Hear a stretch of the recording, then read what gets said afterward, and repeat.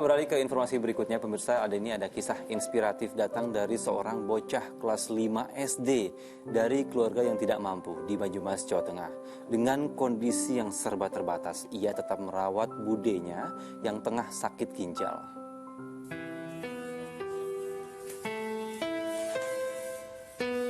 Dengan jiwa tulus dan ikhlas, tangan kaki mungil Prayudi, bocah asal desa Grujugan, Banyumas, Jawa Tengah, tak kenal lelah mengerjakan seluruh pekerjaan rumah tangga. Yudi, panggilan akrabnya, rela meninggalkan waktu bermain bersama teman-teman untuk merawat sang bude yang selama ini telah membesarkannya. Ya, apa yang dilakukan Yudi sejatinya menjadi pengingat bahwa pengorbanan dilakukan bagi yang teristimewa. Satinem hanya bisa mengandalkan pada Yudi seorang karena kini ia menderita sakit ginjal yang membuatnya tak bisa mencari nafkah. Dia goreng telur ya bisa, masak mie, terus cuci piring, nyapu. Terus ya sedia semua sih. Keterbatasan ekonomi keluarga Yudi tak pelak menyulitkannya pula dalam bersekolah daring. iya, karena tidak punya HP sendiri, kadang-kala untuk mengumpulkan tugas itu sering terlambat begitu. Setelah beberapa kali ada keterlambatan dari pihak sekolah itu melacak, mencari tahu begitu, ternyata kondisinya seluruh rumah tangga itu seperti ini. Mereka yang kini hanya tinggal berdua berharap banyak pada uluran tangan para dermawan untuk membantu memperbaiki kehidupan keduanya. Nanang Ananur melaporkan dari Banyumas, Jawa Tengah. Subhanallah, Ustaz dan pemirsa, ini masih kecil tapi sudah menanggung beban yang harusnya ditanggung oleh orang dewasa, Ustaz. Nah, sebelum saya bertanya, saya ingin menjelaskan dulu ke pemirsa juga yang mungkin bukan orang Jawa bahwa bude itu adalah kakak dari orang tua si anak ini sendiri. Nah, saya ingin tahu pandangan Ustaz tentang hal ini.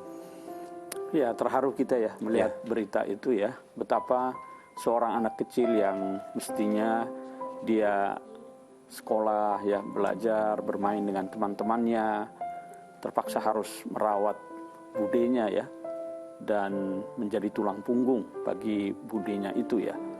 Dan tentu saya kira ini bisa jadi adalah cara Allah ya untuk mengangkat derajat anak itu. Boleh jadi tadi seperti dikatakan oleh gurunya bahwa dia sering telat menyampaikan tugas sekolah dan lain sebagainya. Tetapi ya inilah mungkin cara Allah untuk mengangkat derajat anak itu. Dari kesungguhannya, dari keseriusannya, dari tanggung jawabnya, ini menunjukkan bahwa mudah-mudahan ke depan anak itu adalah menjadi anak yang sukses ya dalam hidupnya. Amin. Karena biasanya langkah awal menuju kesuksesan itu adalah dengan menempa diri di awal ya. Betul. Jadi perjalanan kesuksesan itu selalu diawali dengan kepahitan dan lain sebagainya. Saya kira mudah-mudahan ini menjadi cara Allah untuk mengangkat derajat anak itu ya. Amin, amin Ustaz.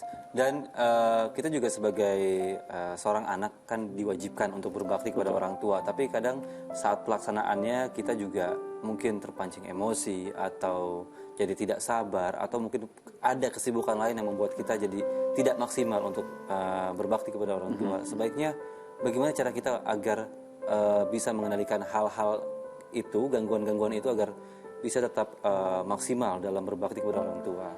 Ya, kita harus sadar ya bahwa berbakti kepada orang tua itu adalah perintah agama, dan perintahnya itu sangat sangat tegas sekali.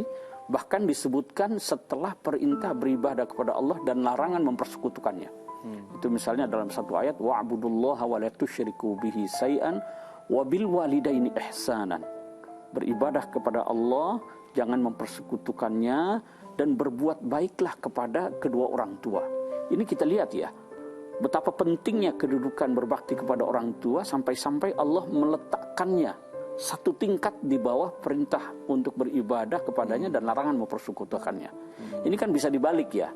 Artinya dosa durhaka kepada orang tua itu berada di bawah satu tingkat dosa syirik. Yang sangat luar biasa dosa syirik itu kan. Nah, durhaka kepada orang tua itu satu tingkat di bawahnya. Jadi kita harus camkan ya bahwa berbakti kepada orang tua itu kedudukannya begitu sangat tinggi sekali dalam agama itu. Itu harus kita sadari pertama. Kemudian yang kedua, di dalam ayat lain dikatakan juga bahwa perintah bersyukur kepada orang tua itu juga diletakkan setelah perintah bersyukur kepada Allah.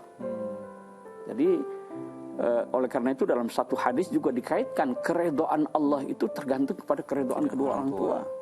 Kalau kedua orang tua kita tidak redho, Allah jadi tidak redho. Itulah misalnya kita lihat dari kehidupan seorang Alqamah ya. Itu salah seorang sahabat Nabi yang di akhir hayatnya saat sakratul maut itu sulit sekali. Kemudian Nabi tanya, ini pasti ada masalah apa nih dengan ibunya, dengan orang tuanya. Ternyata ibunya itu sedikit murka dengan orang itu karena dia ini lebih mementingkan, lebih mendahulukan istrinya daripada ibunya. Ini menjadi ganjalan. Baru setelah ibunya memaafkan, lancar akhir hayatnya itu ya. Jadi ini menegaskan betapa pentingnya berbakti kepada orang tua, dan kita harus bersyukur, dan syukur kepada orang tua itu perintahnya juga datang setelah perintah bersyukur kepada Allah Subhanahu wa taala. Yang ketiga, kita harus ingat ya, bahwa sebesar apapun yang kita lakukan sebagai bakti kita kepada orang tua, itu tidak akan mampu membalas kebaikan kedua orang tua kita yang telah mengandung, melahirkan, mendidik sampai kita dewasa. Tidak akan mampu kita untuk membalas jasa besar mereka itu. Betul. Ya, baik Ustaz. Jadi tadi sudah dijelaskan salah satunya adalah dosa terhadap orang tua itu satu tingkat di bawah dosa musyrik. Ini sangat fatal sekali pemirsa. Jadi begitu pentingnya kedudukan orang tua dalam Islam, dan kita diwajibkan untuk selalu mentaati orang tua. Tapi Ustaz tadi juga Ustaz menyebutkan bahwa sahabat Rasulullah kesulitan untuk sakratul maut karena ada masalah antara orang tua dan lebih condong ke istrinya. Nah, di zaman sekarang hal-hal seperti itu kan masih kerap terjadi juga, Ustaz. Jadi ada orang tua yang mungkin tidak suka dengan menantunya, tapi juga di satu sisi lain juga mungkin ada menantunya yang juga kurang suka sama si orang tua, sang suami. Nah, kita sebagai umat Islam, jika dalam kondisi seperti itu, apa yang harus kita sikapi, Ustaz? Ya, tentu yang dibutuhkan dalam situasi semacam ini adalah islah ya. Islah itu adalah perbaikan. Ini tentu terkait erat dengan komunikasi ya. Mungkin ada komunikasi yang tidak baik antara kedua belah pihak ya. Oleh karena itu, dalam rangka islah perbaikan hubungan ini, dan agar komunikasi itu berjalan dengan lancar, bisa menghadirkan pihak ketiga misalnya yang menjembatani. Sebab kalau dibiarkan berlarut-larut itu justru akan membuat keretakan ya. Oleh karena itu proses islah bisa dimediasi oleh pihak ketiga. Betul. Jadi salah satu solusinya adalah islah ya Ustaz. Betul. Ya, dengan mengundang pihak ketiga sebagai penengah dari perselisihan itu sendiri, dan kuncinya adalah komunikasi, pemirsa.